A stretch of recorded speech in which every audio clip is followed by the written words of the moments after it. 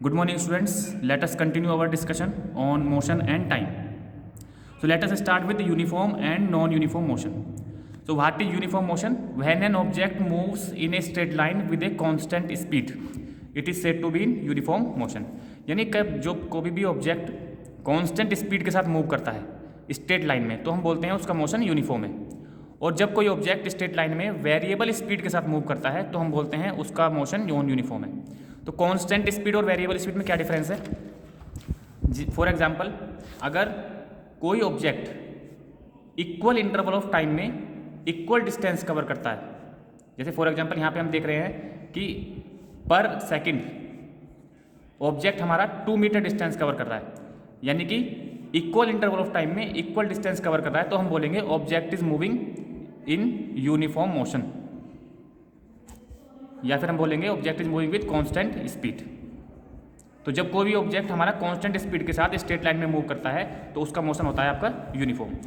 इसी तरह से अगर इक्वल इंटरवल ऑफ टाइम में हमारा ऑब्जेक्ट अनइक्वल डिस्टेंस कवर करता है, जैसे फॉर एग्जांपल यहाँ पर फर्स्ट 1 सेकंड में 2 मीटर डिस्टेंस कवर की, नेक्स्ट 1 सेकंड में 3 मीटर एंड नेक्स्ट 4 मीटर, तो आप देख रहे हो कि यहाँ पर जो है अनइक्वल डिस्टेंस कवर हो रही है in equal interval of time, तो हम बोलेंगे ऑब्जेक्ट हमारा वेरिएबल स्पीड के साथ मूव कर रहा है.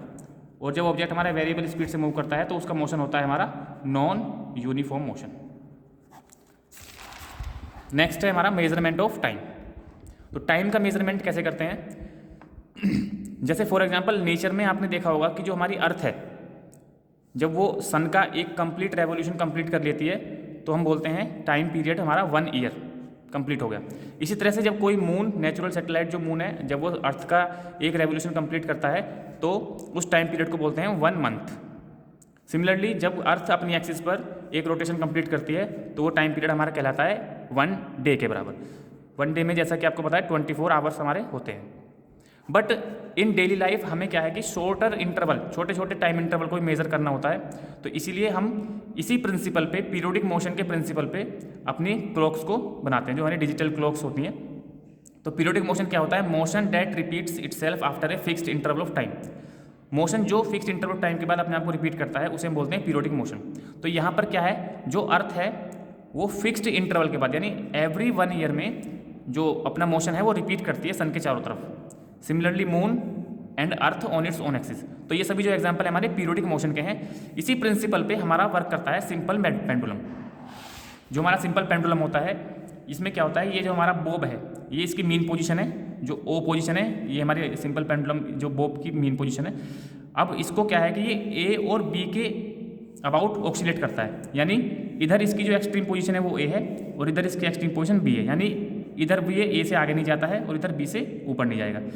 तो ओ से ए तक, ए से बी तक और बी से ओ तक जो तीनों टाइम पीरियड हैं, जब इनको हम सम कर देते हैं तो हमारा सिंपल पेंडुलम का क्या आ जाता है, टाइम पीरियड हमारा आ जाता है. यानी 1 ऑक्सीलेशन को कंप्लीट करने के लिए जो टाइम लगता है उसको हम टाइम पीरियड बोलते हैं सिंपल पेंडुलम का.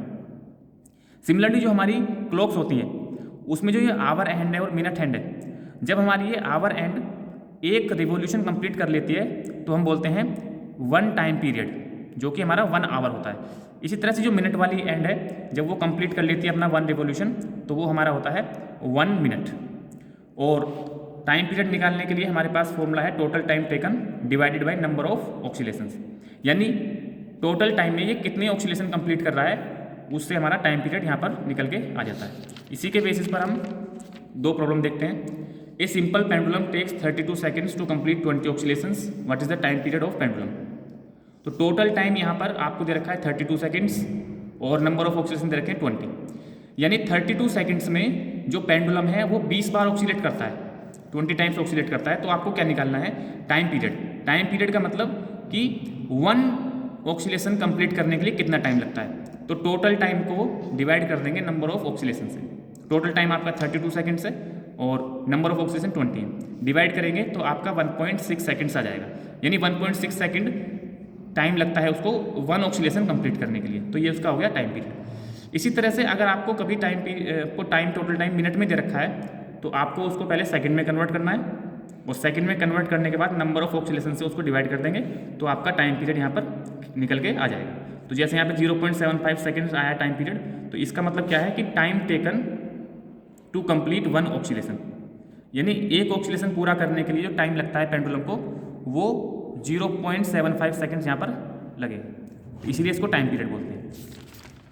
Next, odometer speedometer. आपने देखा होगा कि आपके व्हीकल के डैशबोर्ड पे ओडोमीटर स्पीडोमीटर लगे होते हैं। तो क्या काम है इनका?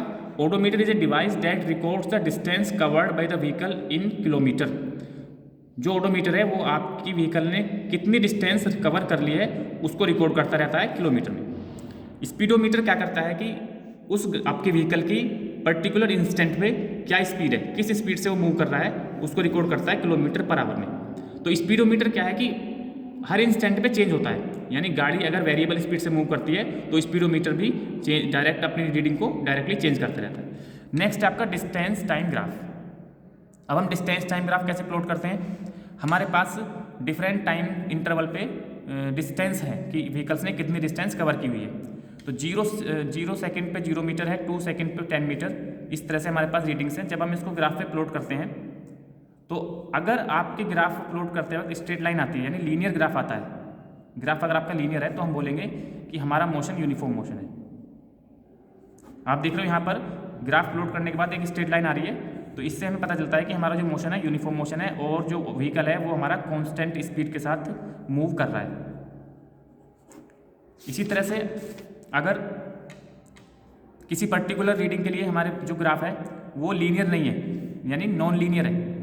नॉन लीनियर का मतलब कि स्ट्रेट लाइन नहीं आ रही है, यहाँ से यहाँ तक स्ट्रेट लाइन है बट ए से बी तक स्लोप चेंज हो गया है, बी से सी तक स्लोप फिर से चेंज हो गया है और सी से डी तक अलग हो गया। तो हम बोलेंगे कि हमारा जो व्हीकल है वो वेरिएबल स्पीड के साथ मूव कर रहा है और ऐसे मोशन को हम बोलते हैं नॉन यूनिफॉर्म मोशन। तो ग्राफ देखकर हम ये बता सकते हैं कि हमारे ऑब्जेक्ट का जो मोशन है वो यूनिफॉर्म है या नॉन यूनिफॉर्म।